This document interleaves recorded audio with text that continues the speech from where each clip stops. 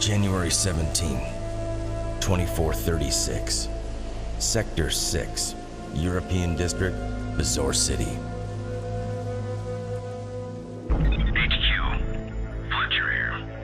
Patrol completed. I'll be at Joe's Moonshine.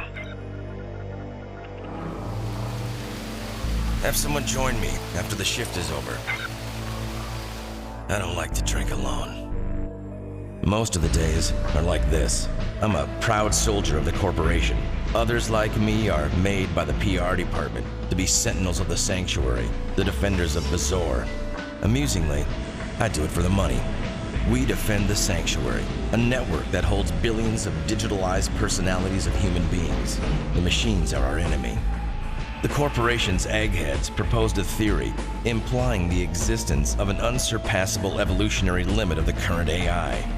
The sanctuary is the possibility of the machines to break this limit.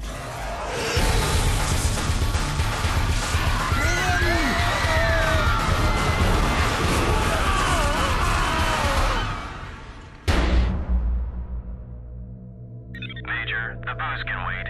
Check Sector 6. Overtime? Again?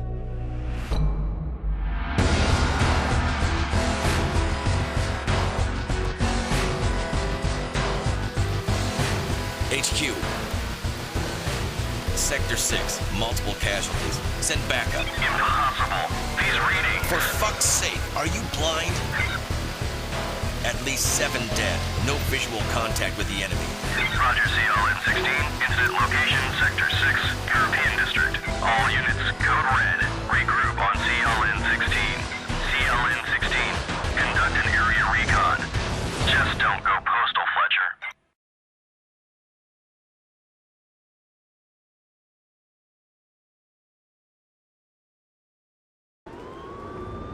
This sector has been compromised. Get to the breach. Hello everyone, I'm Mr. Echo Fox, and today we're going to be something a little different. This is Hard Reset, an indie game exclusive for the PC. It's got a cyberpunk story. It's reaching back to the roots of sort of the over-the-top action first-person shooters like Doom and Quake, which I sort of miss. And so far it looks very, very promising. So if you haven't figured it out already from that sort of comic book style storyboard, someone has programmed some very advanced artificial intelligence, and now they're attacking civilians, and you are sent in to deal with the problem, to investigate and neutralize the enemy. I don't really want to focus on the story too much because it's not important. This game is just pure eye candy, and it's got a lot of cool features that I enjoy. One, it's got tons of weapons, but it may be a little confusing when I say tons of weapons, when in fact there are only 2 physical weapons. You have a rifle. It's supposed to be an assault rifle. It's very large. All the weapons are overly large, but that's fine. It's arcadey, it's fun, it's over the top, I like it. And then you have sort of a plasma energy weapon. Now both these weapons have all their own little features, and they constitute as multiple weapons because of these certain features that you can unlock or upgrade. For instance, the assault rifle, right now it's just an assault rifle. It's, got rapid fire. You can increase the rate of fire, but you can also attach a shotgun, a grenade launcher, and all kinds of other things that I've yet to see. So, and the same goes with the plasma weapon or the energy weapon. Also, I love the art style. It often reminds me of Fifth Element, especially the vehicles at least. But I've always been fascinated with the cyberpunk and just the future, really, and robots and artificial intelligence. Something that's always fascinated me since I was a child, and ever since I saw The Matrix. There's also a book called Neuromancer. It's the first book. It was written by William Gibson. It's the first book to really coin the term cyberpunk. It's really, this guy started the cyberpunk movement. Also, if you remember the Quake and Doom days, this game has power-ups, like old school video games should have.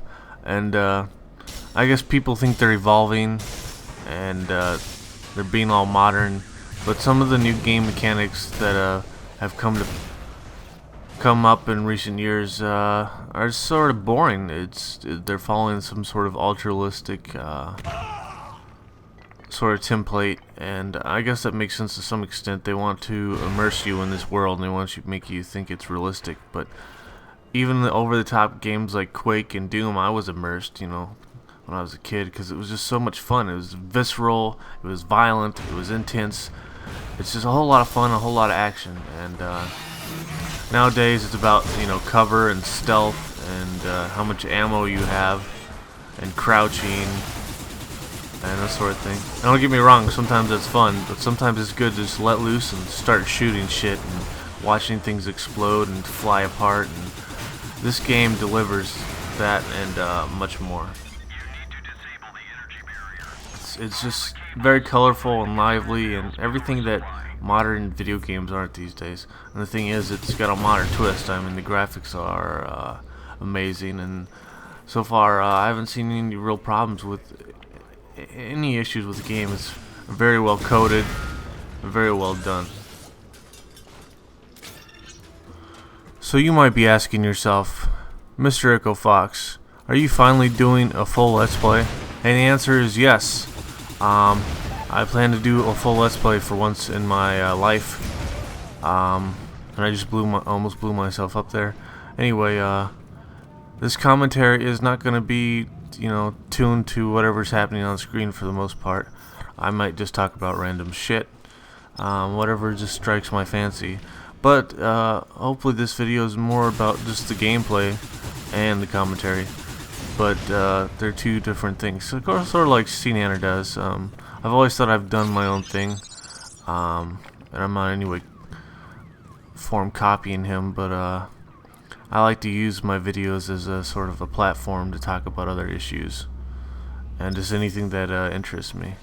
Anyway, like I said, I plan to do a full Let's Play of this game because it's awesome and because I really owe it to myself and to my subscribers to do at least one full Let's Play.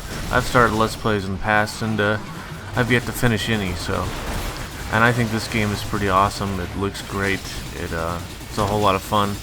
So it should be fun to do a full Let's Play of it. And I've recorded quite a bit of gameplay so far, so. Oh, there's another thing I want to talk about. I'm going to talk about a lot of things, but this is more about the game. I love the destructible environments, and you actually get points based on, yeah, you know what, let me talk about this guy right on the screen. That is a cement mixer, and for some reason someone felt that he needed legs. Anyway, back to the topic. Destructible environments, always cool. That's how you find a lot of secrets in this game, just by blowing tons of shit up. And there's explosive barrels and electric conduits and propane tanks. There's all kinds of things that you can just blow up and wreak havoc in nearly every area in the environment in this game. It's just a whole lot of fun, you know. And right there, I just found a bunch of crap. Now I'm gonna just go to town, blowing everything up I see, and you'll see that probably through this entire Let's Play. I go out of my way just to blow stuff up because it's just fun. What else? Maybe some of you are a little too young to remember, but there was a movie called Blade Runner, which is very infamous, sort of in the cyberpunk and sci-fi genre of movies and culture, and this game also reminds me of that. You'd have to look up though. I'm not looking up here, but there's all these little floating what's the word, gondolas? That's probably not the right word, but they're sort of like these big blimps that float around, and they're spouting out some sort of advertisements, and they're in Chinese, most of them, and that's actually something you see in Blade Runner, which is an awesome science fiction movie. You haven't seen it, you should go watch it. It's actually been remastered. It's on Blu-ray. I'm pretty sure I have a copy of it somewhere. So I can't remember exactly who worked on this game. I know it's a bunch of veteran members of the industry that sort of got together and decided they were tired of the commercial scene, and it definitely shows because this game is just all around well polished, and you can definitely tell they're older, probably even older than myself, I imagine, and they're definitely influenced by old school design and science fiction as well. So the upgrade system is pretty cool. You just go to these little terminals here, and then you pick the upgrade you want. There's no in-game, like, you have to bring up a menu by pressing any buttons. Everything's very intuitive, like the controls, like the consoles and everything.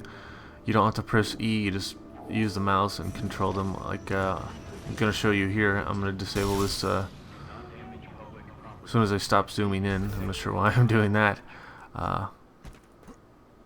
And I get this power up here. But anyway, there's going to be a little terminal, and all you do is you mouse over it and you click the button. It's kind of like a Doom 3 style if you ever played Doom. It's very cool. It's just, it feels natural. And since this game isn't, made for a console, which I am so glad, because too many games are ported to the console and they just suffer so badly because of it. Because you have to restrain. Maybe restrain is not the word. You have to, maybe restrain is the word. Anyway, you have to confine the quality and the performance of the game for a console when PCs are running 10 times faster, and the ports just suffer because of it. The controls and the graphics setting and just the overall features are always limited because of the console counterpart. And I'm just glad that this game is a PC exclusive only. So, unfortunately for people who own consoles, you won't be playing this. But I'm fine with that. I don't really care. Sorry if that sounds mean. I got a console, but I don't really play it. In fact, all my consoles are collecting dust. I just really use... The only thing I really use is my 360, and that's because I have Netflix on there. And I could easily rectify that with a Roku or... there are a couple other devices out there that stream digital media, and hell, I could just use my computer if I wanted, but it's just sort of convenient to have it. Every once in a while I play it, but for the most part, ever since Minecraft came out, I've been a PC only guy. Mainly just because of not only customization, but the amount of variety. I mean, and amount of free indie games. I mean, it's ridiculous. So, I really like the enemies in this game. They're all pretty cool. I don't know how to describe them though. Some of them look like they were put together by a 5-year-old, which is awesome. It looks like some of these robots were assembled by a mad scientist in some sort of laboratory, very, very hastily. And there I just died. As like, a madman tinkering around, thought he'd make some giant evil robots and have them attack everybody, and that's exactly what he did. Now throughout this Let's Play, I'm probably going to die quite often. I don't think I'm going to edit anything out. I don't want to. I think you should see me suck at the game, because this is how I really play. And in the various indie game videos that I've done, I'm pretty horrible at platformers. So if you haven't noticed, I edit out quite a bit, and it's just a pain. And maybe I'm getting lazy, but I think you should see me die a couple times, just to know that I'm not a perfect gamer by any means. If I was, I probably wouldn't be doing videos. I'd be getting sponsored somewhere. So, and that's just awesome. I'd love to be sponsored. That's never gonna happen. I don't have the skills. So, what else can we talk about? I'm gonna have to start coming up with topics, because there's only so much I can talk about the game without ruining the story. I mean, this is only the first episode, but this game is just great in so many ways. I mean, even just the level of detail, and there seems to be subtle little hints or nods towards science fiction and old school video games. For instance, the sound that the plasma weapon makes when you upgrade it sounds sort of like Samus's weapon. Samus, as in Samus from Metroid. And some of the power-ups in this game sort of sound like the ones from Metroid Prime. I don't know if that's coincidence or it was intentional. But either ways, this game is just amazing. It's, I believe it's about, I want to say it's under $30, which is pretty good for what you're getting. I mean, a commercial game that looks this good, that's so well polished as it is, normally it would cost around $60. The fact that you're getting under $30, I think is very cool. I think it's awesome. And I think they should charge $30. It's not like some other games out there, I'm not going to name any names, but that charge, you know, more than they're actually worth. But this game is worth every penny so far.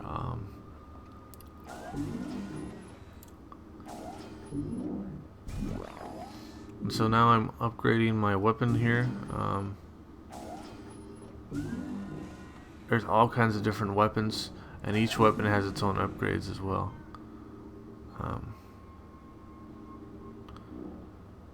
I guess it can be a bit confusing because there's only, like I said, there's only 2 weapons, but each of those weapons has different variations or variants of themselves. So here I'm gonna switch to a different variant of this weapon here, I believe. There we go. And now I can hold down and charge up my plasma weapon. And if you noticed, it does sound awfully lot like Samus's weapon in Metroid. A little too much like it, but I'm fine with that. It's nostalgic. I still have a GameCube. Speaking of consoles, and I wasn't dissing consoles anyway. I grew up on playing consoles, and a lot of my favorite games of all time are on consoles, like Zelda: Ocarina of Time, Metroid Prime, you know, Mario 64. A lot of good games back in the day.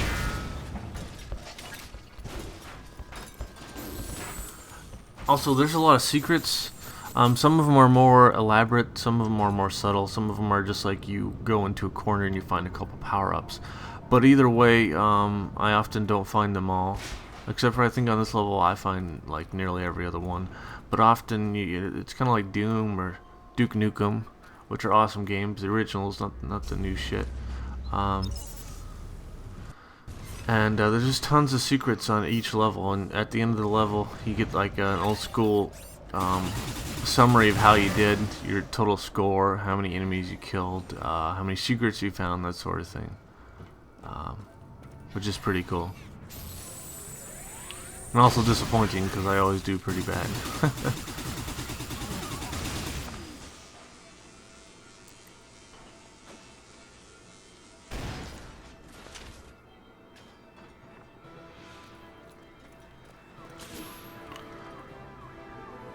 So I also played another game that also was very themed in cyberpunk. That was Deus Ex, and I'm still playing that game.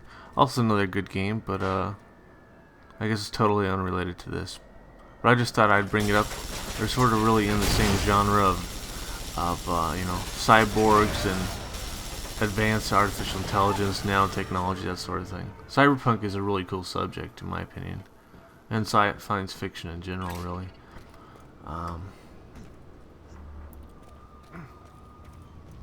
So the level design is pretty good in this game.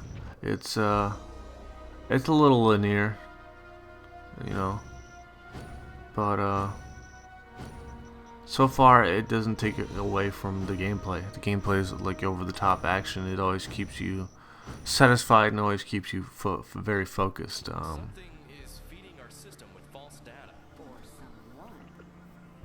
The culprit may still be in Sector 6. Have the CLN track the source of the signal. CLN-16. Plant tracking devices. Make sure our system receives the correct data feed. Sure. Nerd is my middle. You could have shown your soldering while patrol, Major. The patrol during which the machines breached the barrier. Name. My first is yes, sir. HQ. The media just announced the number of casualties in Sector 6. 760 dead. I would call it a medical miracle. Our PR department resurrected about 1,000 souls. Got it, Fletcher.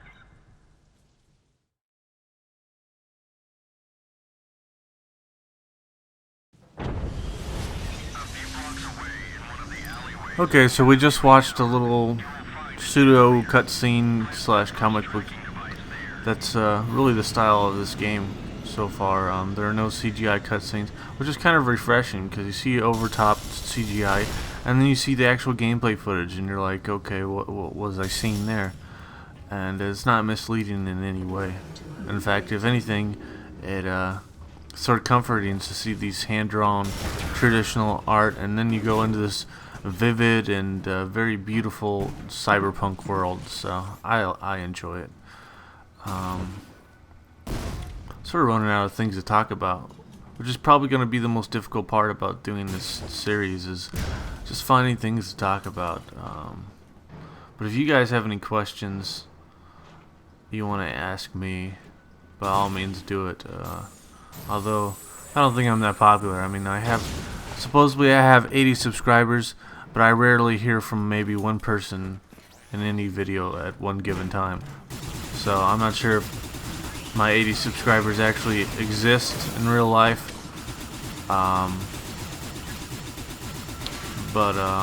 Yeah, I love feedback. I like to consider myself an artist. I like to create and be creative. And when I don't get feedback, I have no idea how well I'm doing. So, and even something as simple as a thumbs up. I often get comments saying, "Oh, your video was awesome," but if you don't thumb up my video, it may seem like a simple thing, but it's how you get more views. The more thumbs up, higher rated your video is, the more people actually see it. So if you like my video and you want me to get more exposure because you think my videos are awesome, then you should probably, thumbs up the video. Like this video, for instance. Yes, thumbs up this video, or else I will haunt you when I'm dead. So that's a promise.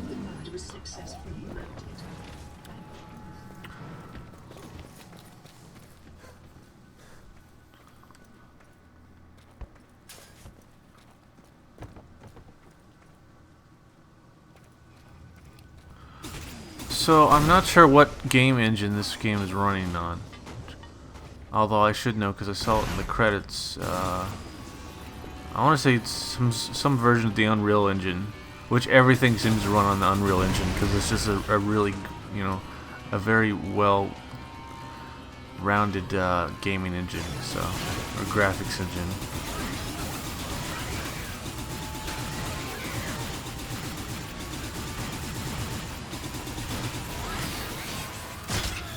So these little guys are kind of annoying sometimes, especially when you're in confined spaces. They're actually pretty quick, so you gotta be careful. It may look tiny, but they can do quite a bit of damage if you're not, vigilant.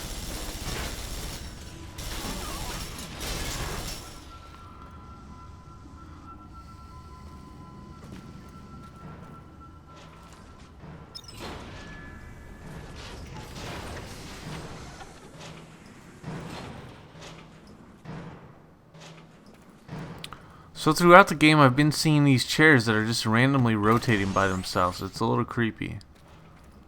Like that chair right there, you probably can't see it in the frame right now, but it's rotating all around like someone was just recently sitting in it, which is very odd because there's no one there. So, and there's another scene in this episode, I think, maybe in this episode, where I go into a room and the chair's sort of just spinning like someone was sitting in there once again.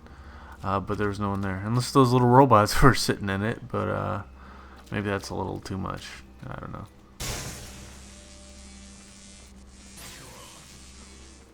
So let's talk about the sound design while we're at it. The sound design, it's awesome. That's all I'm going to say about the sound design. There you go. It's my one-word review. No, but seriously, sound effects are all very cool. Every little different power-up has its sound effects. The weapons sound great. The environment, the sounds in the environment, explosions are good. The soundtrack is also awesome. It's very subtle. I want to say ambient because sound effects, not the sound effects, but the soundtrack usually only starts up when you're in some sort of action scene like this right now. Once an enemy comes, the sound ramps up, pumps you up, sort of gets your adrenaline flowing, and it sort of calms down afterwards to a more sort of ambient sort of sound, which I like, because some games you have the annoying soundtrack that you just can't turn off. Who does that anyway? What's wrong with them? I mean, it's not too often, but every once in a while you play a game where you can't even turn off the soundtrack or turn it down, and it's just constantly playing, and sometimes it's really repetitive.